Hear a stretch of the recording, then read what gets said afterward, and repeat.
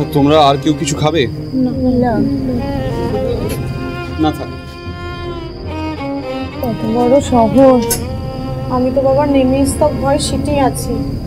আমি তো এর আগে কখনো আসিনি, তবে দেখ এত বড় শহর, এতগুলা হাসপাতাল, এতগুলা ডাক্তার, আর সেখানে আমাদের মা সুস্থ হয়ে বাড়ি ফিরবে না, তা কখনো হতে পারে? হ্যাঁ হ্যাঁ, মা নিশ্চয়ই ভালো হয়ে যাবে। আচ্ছা ধৈর্য ধরো, ভোরবেলায় অপারেশন হবে, আশা করছি সব ঠিক হয়ে যাবে। আপনি আছেন বলেই তো আমাদের ভরসা। এখন শুধু ঠাকুর ঠাকুর করে মা বাড়ি ফিরে যাক, এটাই চাই। আচ্ছা যমুনা, আমায় একটা কথা বলো তো, তোমরা এখনো মনে করো যে তরিতা যেটা করছে সেটা পাপ করছে?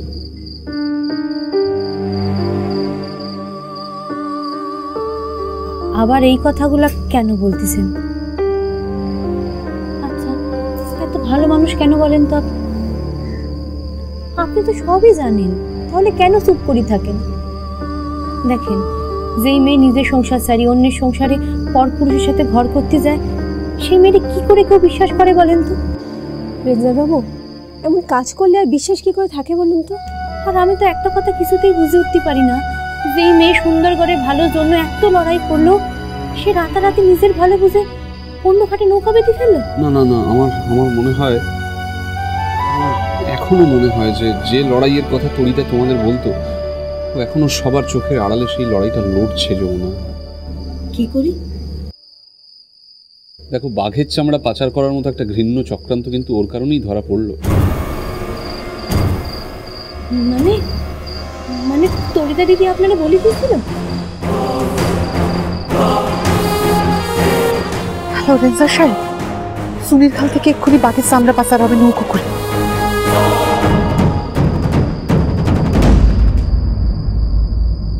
কি হলো, চুপ করে আছেন কেন? বলেন না।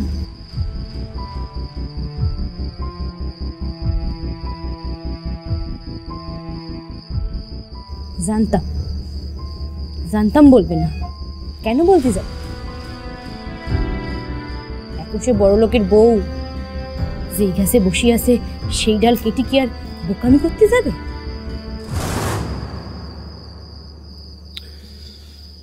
চলো, ভিজিটিং আওয়ার্স শুরু হয়ে গেছে, দেখা করে আসি। চলো।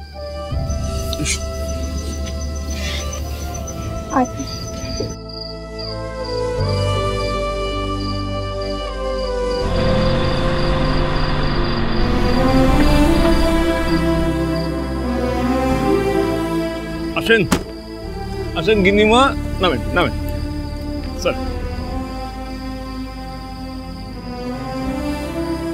স্যার দেখা করবেন স্যার, চলেন।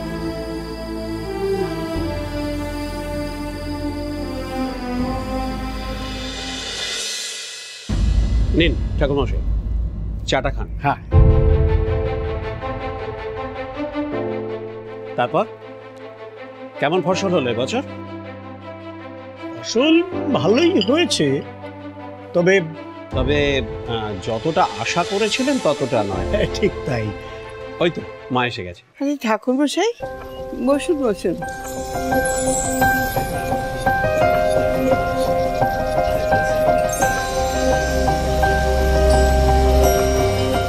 কেমন আছেন বড় মা?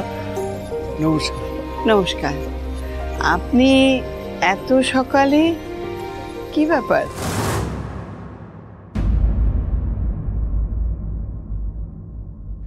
সে কি বড় মা, আমি তো শুনলাম আপনি নাকি জরুরি তলব করেছেন, কি নাকি দরকার আছে, তাই তো সকাল সকাল। আমি কই, আমার তো মনে পড়ছে না।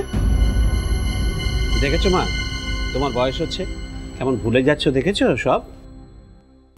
না না, বড় মার একটুও বয়স হচ্ছে না। আমি ওনাকে ডেকেছি তোমার নাম করে। তুমি ওকে ডেকে পাঠিয়েছো? হ্যাঁ, পুরুত মশাই একটা ভালো দিন দেখুন না। কিসের ভালো দিন বৌমা? সত্যনারায়ণ পুজো করবে? মানত করেছিলে বুঝি? না না, আশীর্বাদে। কার আশীর্বাদ? উষসী। উষসী আর কুশের বিয়ে দেবো।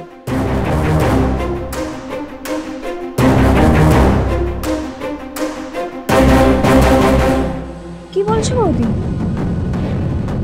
ও মা, বলা বলির আর কি বাকি আছে? বড় মাই তো বললো যে এসব অন্যায় অবিচার এগুলোর বিহিত করতে চায়,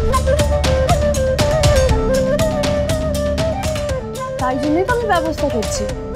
কি বড় মা, তোমার আপত্তি আছে?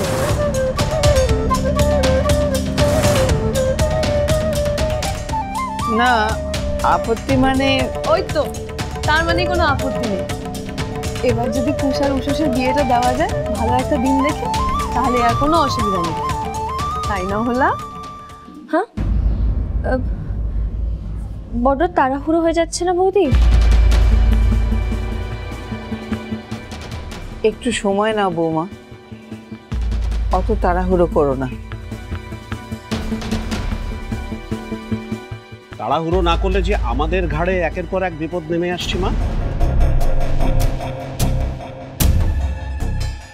তড়িতার ওপর যতদিন কুশের মন পড়ে থাকবে ততদিন কুশ বারবার করে চাঁদের সামনে গিয়ে দাঁড়াবে, আর চাঁদ ওকে দেখে তেলে বেগুনে চলে উঠবে।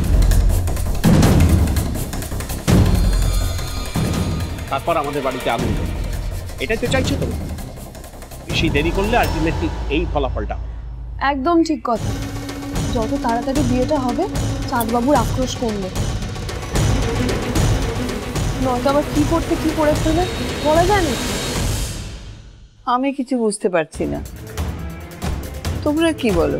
আমি বলছি বড় মা, আমি যা বলছি এই বাড়ির ভালোর জন্য বলছি। দেখো, আমাদের তাড়াতাড়ি বিয়েটা দিয়ে দেওয়া উচিত, বুঝলে তো?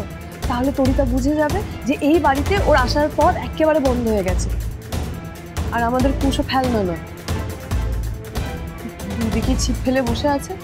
তুমি আমাকে বলো, ওইদিকে বিয়ে করে সংসার করছে, আর এদিকে আমাদের কুশকে ইমোশনাল ব্ল্যাকমেল করে নিজের আখেরটা গুছিয়ে নিচ্ছে। এ তো ঠিক নয়।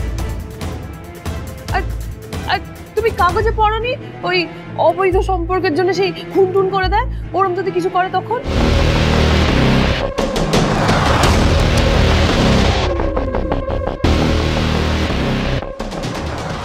শম্ভুবাবু, আপনি একটা দিন দেখুন, কুশ আর উষসীর আশীর্বাদ হবে।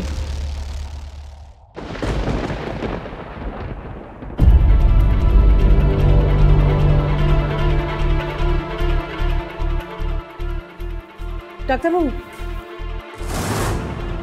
আচ্ছা এই অপারেশনটার কোনো রিস্ক ফ্যাক্টর নেই তো? মা ভালো হয়ে যাবে তো? আমি তো আপনাকে বলছি আমরা আমাদের লেভেল বেস্ট ট্রাই করব, আপনি টেনশন করবেন না, আমরা দেখছি। Thank you.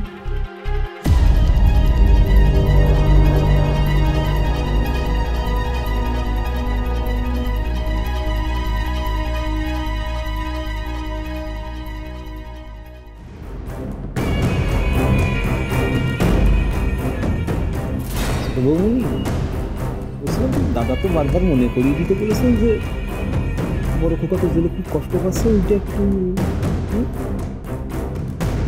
আমি আসি।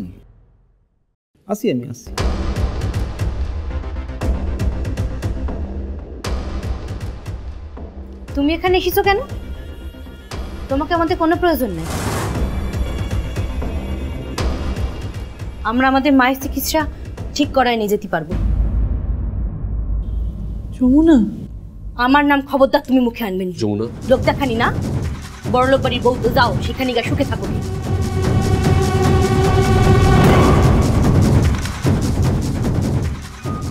আমার সাথে এইভাবে কথা বলতে পারছিস? আমি ঠিকই বলছি। আর তুমি একটা কথা ভালো করে শোনো, তোমার টাকায় চিকিৎসা হতিছে না, তাই তোমার চিন্তা করার কোনো প্রয়োজন নাই। কি আশ্চর্য! আর আমরা চাই না আজ মায়ের অপারেশনের দিন বাইরের কোনো লোক এখানে আসুক।